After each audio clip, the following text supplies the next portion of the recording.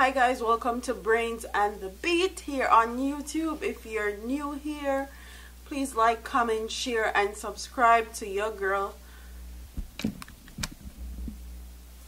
So I wanted to do a follow-up to the story that I put out on my channel a few days ago about the 53-year-old police constable Miss Melissa Edwards White that was allegedly hacked to death by her husband. And the title said, "Fear led to cop killing suspect reporting where deceased wife work." And I had to take a double look at the title and was like, what? And I'm gonna read it again. It says, "Fear led to cop killing suspect reporting where deceased wife worked."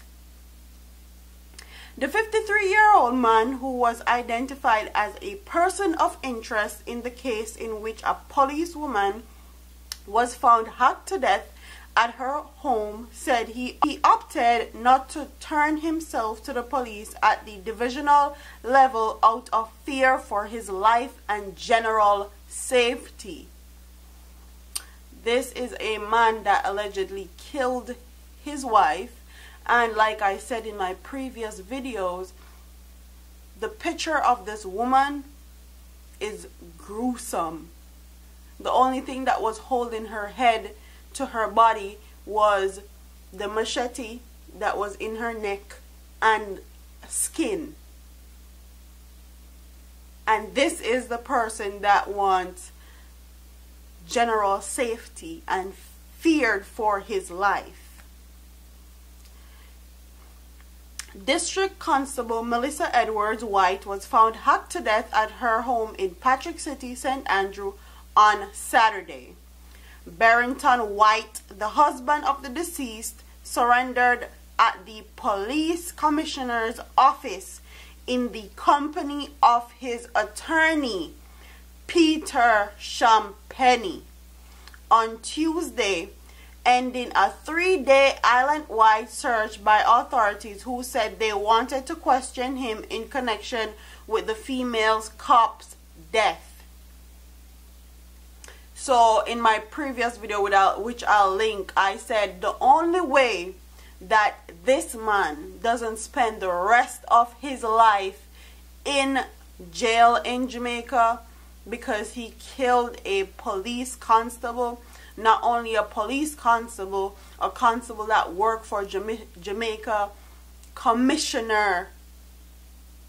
Okay, that's top of the top police that's responsible for Jamaica.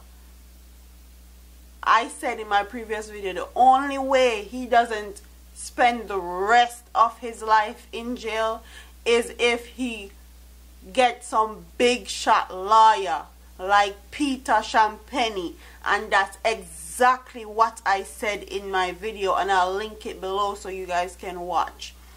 And that's exactly what he did. He hid for 3 days, okay? 3 days. And people are gonna say he's allegedly the killer, but if you're going to ask me, I'm gonna put it out and say that he's definitely the one that killed her. First of all, if this is your wife and you somehow wasn't in the same house that it happened, once you found out about it, once people made you aware about it, you will definitely wanted to go to the police and say, I have nothing to do with it. You would want to clear your name, basically. He went missing for 3 days. So in my mind, you're guilty and you're trying to set up a plan to make sure you don't go to jail, basically. For 3 days, your wife was found dead and you were missing. You are guilty of something, and probably guilty of killing her. And the person that sheltered put this man up for 3 days. More than likely it's a family member. And I realize more, when women are killed like this, the male's family members, the killer's family members, always come up with some excuse as to why they did what they did. There's no excuse. None whatsoever can excuse someone killing somebody else. If your man and your woman, they cuss you out and she give you hot word and you can't take it, or she's cheating on you, or she did something that you don't like, walk away. Walk away. Because not only your life is going to be taken when you go to jail, but also her life is going to be taken. And when somebody goes to jail, they're not the only one that's affected. And when somebody is murdered, they're not the only one that is affected. Everybody that they work with, their families, their friends, their co-workers are affected in the process. The victim and the killer. And the person that sheltered or gave him a place to stay for 3 days, if I was in charge of this investigation, I would make sure I find them also and charge them with accessory to murder, because you're putting up a alleged murderer in your home when he's wanted by the police, and you put him up for 3 whole days. So you're accessory after the fact. Ironically, the location where White turned in himself was the place where his wife worked with the Crime Stop program. So he turned himself in at the Crime Stop program where his wife used to work. But he was in fear for his life. But you go turn yourself in where your wife used to work, where people have connection to the person that you just allegedly killed. How ironic is right?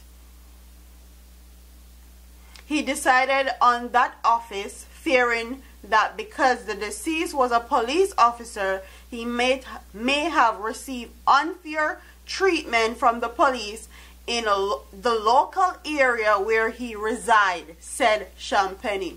I don't know, like my husband said in his video, Peter Champanie is one of the top lawyers in Jamaica, and I myself don't know how he eats, sleep, or become a lawyer for these people. But them say money talk and bullshit walk in Jamaica. And if you have the money, if you get a lawyer like Peter Champanie, he more than likely will get you a lesser sentence or reduced sentence, or maybe no jail time at all. That's what he's known for doing.